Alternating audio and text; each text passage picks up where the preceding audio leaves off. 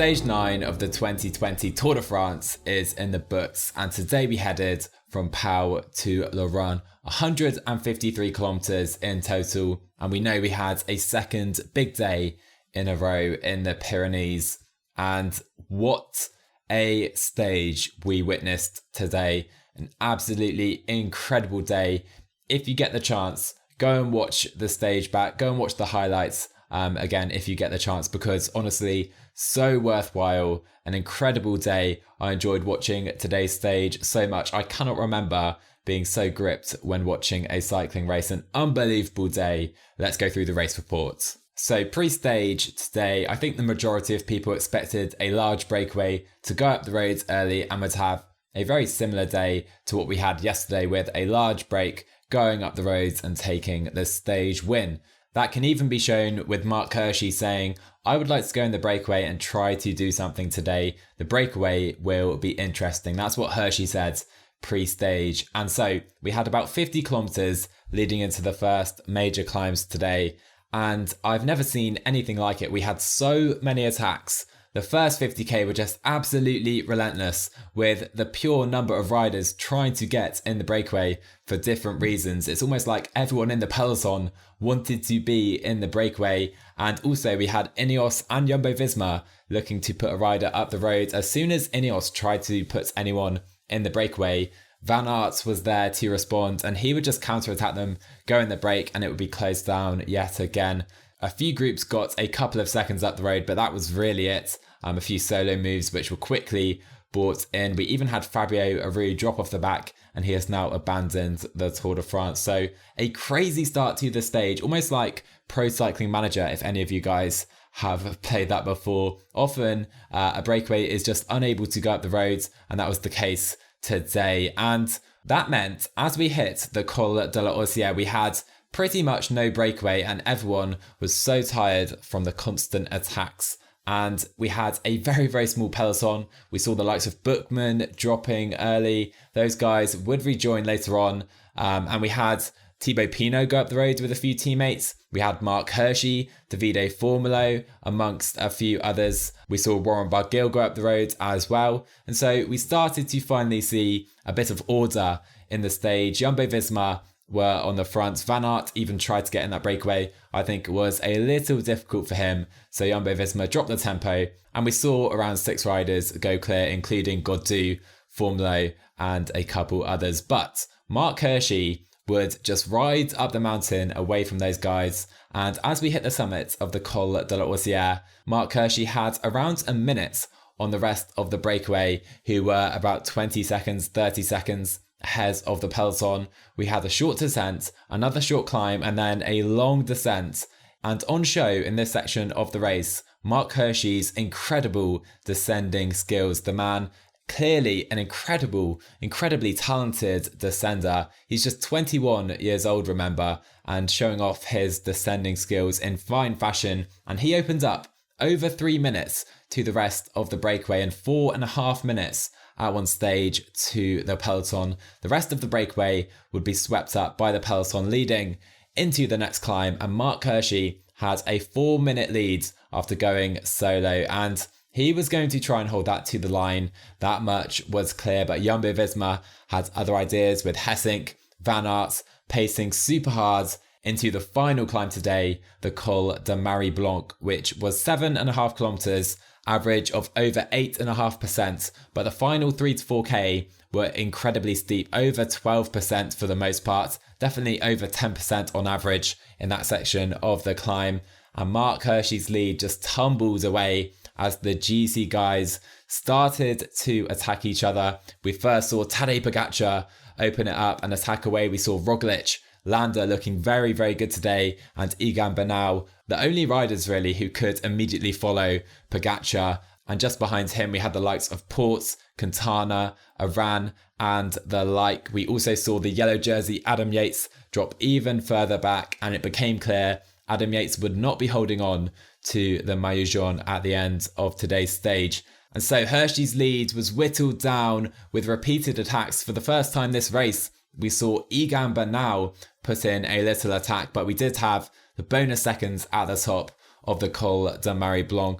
where we saw Pogacar and Roglic race for them, and we had a collision between the two Slovenians. I think Pogacar looked around to see where the others were, whilst Roglic swept around the other side. Luckily, Pogacar stayed on his bike, whilst Roglic clearly very apologetic. I don't think it was Roglic's fault, but we did see that collision. Roglic took 5 seconds there, whilst Pogacar took 2, whilst Marc Hirschi was just dangling off the front 15 seconds ahead of those GC guys, a group of 4 guys. Port did make his way to that group, but he was dropped back to the group around 15 seconds further behind. So we had Pogacar, Roglic, Mikel Landa and Egan Bernal, the 4 riders hunting down Marc Hirschi. However, again, Marc Hirschi's descending skills, an absolutely incredible descender, opened up a 30-second lead by the foot of the climb, and we had around 7 kilometers of false flats leading into the finish. I think at this point everyone was just willing Marc Hirschi home, but the group of 4 riders behind, putting in a little team time trial, they worked well together whilst trying to hold off the rest of the GC contenders. And with around 2k to go, Marc Hirschi realised he was going to be caught. So the Swiss man sat up and decided to sit on the GC guy's wheels, and he was going to try and take it in a sprint after going 100 kilometers solo. Primoz Roglic led out the sprint. Marc Hirschi jumped with around 250 meters to go. Pogacar on his wheel, Roglic coming as well. Hirschi looking like he could be about to take the Tour de France stage victory, but he just didn't quite have it into the final 50 meters, where Pogacar passed him. So did Primoz Roglic, and Pogacar beat Hirschi and Roglic by less than half a bike. Pogacar takes his first Tour de France stage victory at the age of 21. Roglic second, whilst Marc Hirschi would finish in an absolutely agonising 3rd position, with also Landa and Bernal gaining time on the rest of the GC guys. In the group behind though, we had 11 seconds further back to Bauke Mollema, Guillaume Martin, Romain Bardet, Richie Porte, Rigoberto Urán and Nairo Quintana, and then we had almost a minute back to a group containing Adam Yates and also Miguel Angel Lopez, who did not have a very good day today. So usually I do a little bit of prep before these podcasts, but honestly today I am just absolutely broken hearted for Marc Hirschi. What a ride we witnessed. I realise he has recently turned 22, but just 22 years old, the Swiss man put on an absolute show. He went solo. He was so much stronger than everyone else who tried to get in the breakaway today. He said he was going to try and get in that break from the beginning of the day. He did so, if only not for Jumbo-Visma pacing as hard as they could really. I mean, Van Aert, Robert Hessink, those guys gave themselves up as soon as they could and went 110% to try and provide the peloton with the stage win. And of course, Primoz Roglic and Hirschi fought so hard. If it was just 2 kilometers shorter, that final false flat, he would have held on. And many people didn't know too much about Marc Hirschi coming into this Tour de France. But boy, oh boy, I think everyone is going to be rooting for Marc Hirschi in the future, because he put on an absolute show for all of us watching today. He is the man, of course, who ran Julian Alaphilippe so close in the stage 2 finish into Nice after climbing Col d'Ez. He almost beat Alaphilippe in that sprint, and he almost beat Pogacar and Roglic today in the sprint after being solo for 90 plus kilometers. So Hirschi clearly such a well-rounded rider. He can get over longer climbs than I realised he could today. So where does Marc Hirschi's future lie? Honestly, I think it's up to him. He can do anything. He looks like a very good Ardennes one-day classics rider. Clearly, he could be a very good stage racer as well, with the climbing prowess he showed today and an incredible kick in the final sprint as well. I think if he left it 50 meters later, he maybe could have taken it. Or even if he took Pogacar's wheel, he maybe could have taken it as well. Obviously not wanting to make the same mistake he did on stage 2, where he perhaps sat on Alaphilippe's wheel slightly too long. And I'm looking at his post-race interview right now. He has said, on the last climb, I really thought I could win. I'm just sad. I'm happy with the performance, but I want to win. So I'm really disappointed. Guys, what a rider we have in Marc Hirschi. However, looking back to the GC, I think we saw the most selective GC day thus far at the Tour de France, and Tadej Pogacar coming out on top. And despite Bernal and Mikel Landa showing fantastic legs today, Roglic and Pogacar are different level to those guys with regards to their kick in a final sprint and attacking up mountains as well. Roglic and Pogacar, I think, have to be considered the main two contenders at this year's Tour. Pogacar almost looking like he's on Roglic's level already, which I don't think many people thought was really feasible. Just 21 years old, remember, and he looks like a real contender at this year's Tour. Roglic said after today's stage, "I thought I would win again here today, but chapeau Tadej. Anyway, it's not every day that you wear the yellow jersey, so I can't be disappointed." And Roglic, now in the yellow jersey, Jumbo-Visma will be hoping he can keep it until the end of the Tour, whenever that may be, whether it be in Paris or slightly earlier on. But despite that, we do still have a very close GC at the top. Mikel Landa, who was so strong today, is still only 10th overall after losing time in the crosswinds. Remember, we have Egan Bernal in second place. He's just 21 seconds down on Primoz Roglic.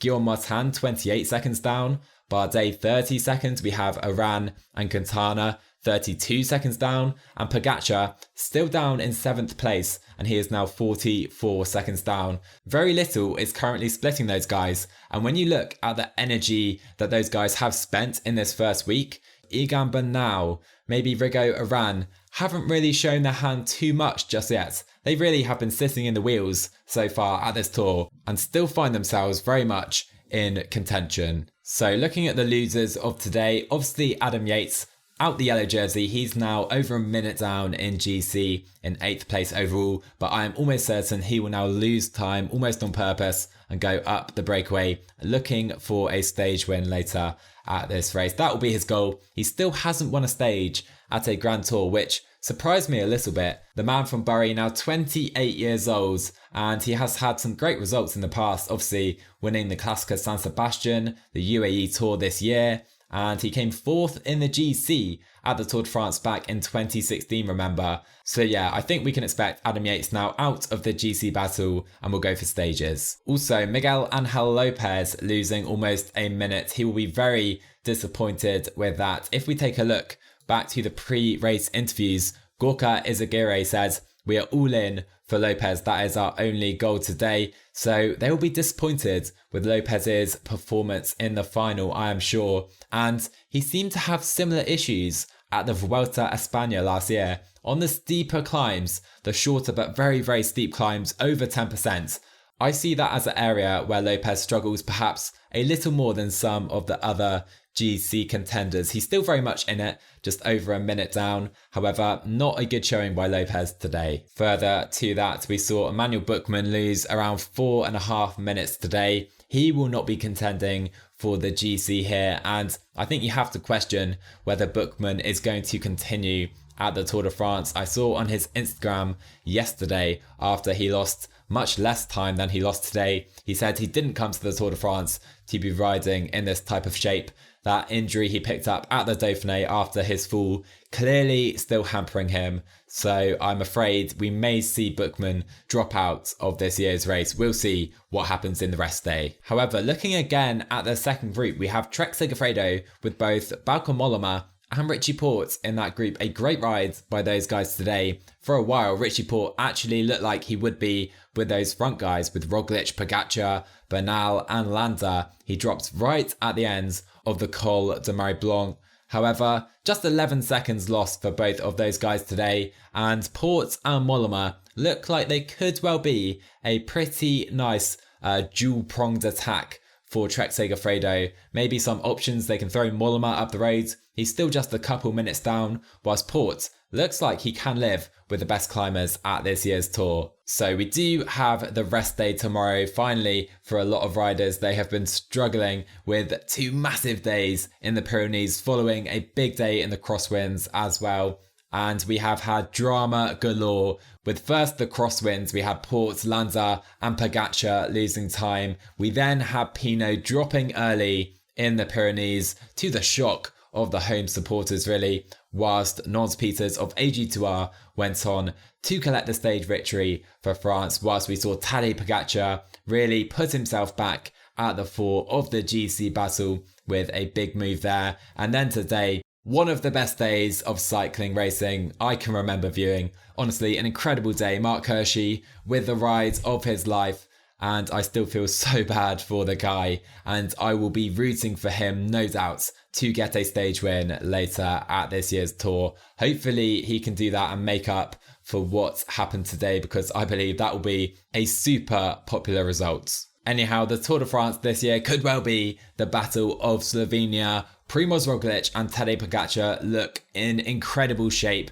They look so good. Can they hold that form into the second and the third weeks, or will we see the likes of Egan Bernal and the other Colombians, Quintana, Aran and Lopez come to the fore? Or could we even see not Alaphilippe, not Thibaut Pinot, but Guillaume Martin alongside Romain Bardet, who are sticking around no doubt in the GC? Both of those guys still in the top 4 overall. I cannot wait to watch the rest of this Tour de France. So if you guys enjoyed this podcast today, drop a follow, subscription, like, good review, whatever you have to do on the platform you're on. And I will see you guys after the rest day.